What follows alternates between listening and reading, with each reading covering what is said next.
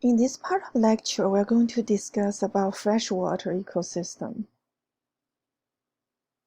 So to view again, the first chunk of this graph, that is the total water on Earth. So this is the review again. And the freshwater is a very small portion of the water. Majority is ocean. And in the fresh water, we already discussed the ice and glaciers. That's the majority. And groundwater is about 20%. I think in our textbook it's 30%. So both numbers are acceptable. Rivers and the lakes, those surface water is really in a very small percentage. And there's a little bit in the atmosphere and the soil also. Now, we're all very familiar with lakes and the ponds, what we see. I think most people probably not very familiar with groundwater. Watch this video before you jump into the groundwater. Actually, I think I don't know. This type of picture give me fear. the sinkholes and the deep diving in the sinkholes and that revived my memory of reading a lot of scary stories. But before you dive into the groundwater, please watch this video. This video explains all the basic concepts about groundwater very well, especially help you to understand what are aquifers. So after you watch the video, please come back. An aquifer is an underground layer of gravel, sand, or permeable rock that holds water. So I think when you go to supermarket shopping for water, purity is one of your concern, right? The second will be probably the taste, and the third probably will be the nutrition.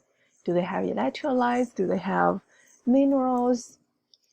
And it's just interesting to me when we talk about cleanness of the water.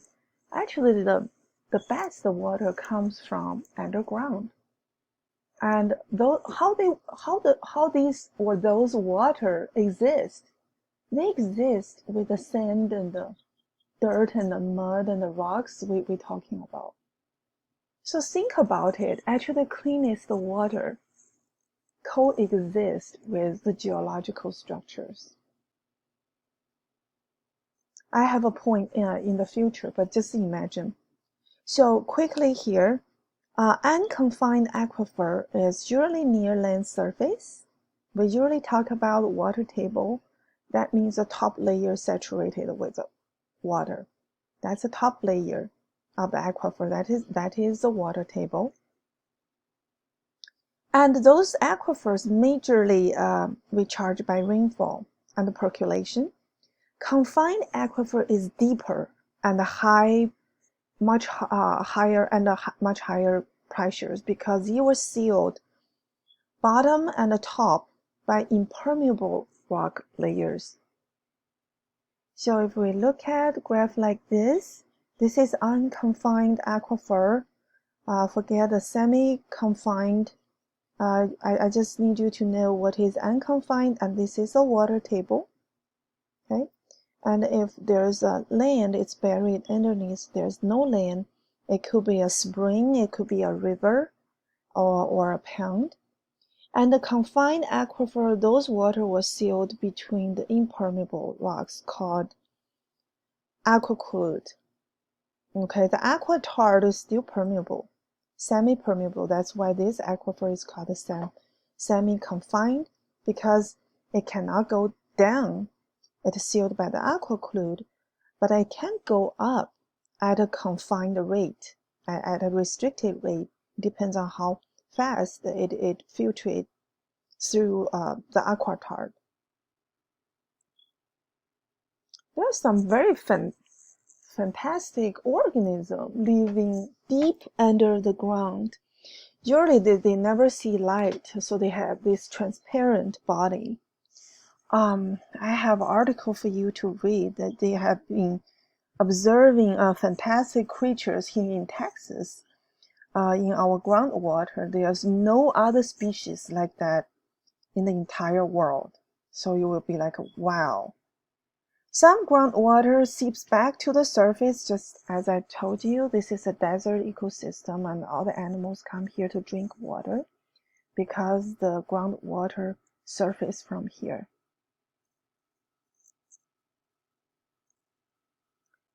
And so that's something about introduction about the groundwater ecosystem. And now just very quickly about the lentic and the lotic ecosystem. So lentic ecosystem is stationary water system. That means lakes, ponds, and the reservoirs, the water pretty still, not flowing or running much. And in a lotic ecosystem, we see rapidly running water like streams and rivers. That's how we categorize the freshwater ecosystem. In the lakes and the ponds, also this is some basic concepts. So in the future, when you see the zone, the euphotic zone, the magnetic zone, lateral zone, you know where they are. So the lakes, like the ocean, also have the euphotic zone. It's a shallow part of the water which is extremely active because all the creatures here get abundant sunshine. And the algae photosynthesis is very, very active too. And the magnetic zone, that means the region of the lake with no rooted vegetation. Okay, this is a magnetic zone. This is benthic. Lake also has the benthic ecosystem. And the lateral zone, that means the shallow water with vegetation.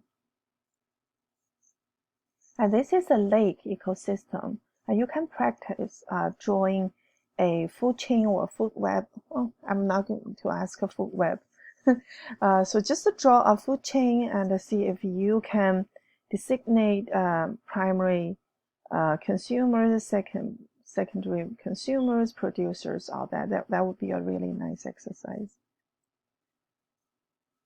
So, water in the lakes and the ponds. Usually deep cold water is nutrient poor, and the shallow warm water is nutrient rich. Most of the activities happen in the eutrophic zone.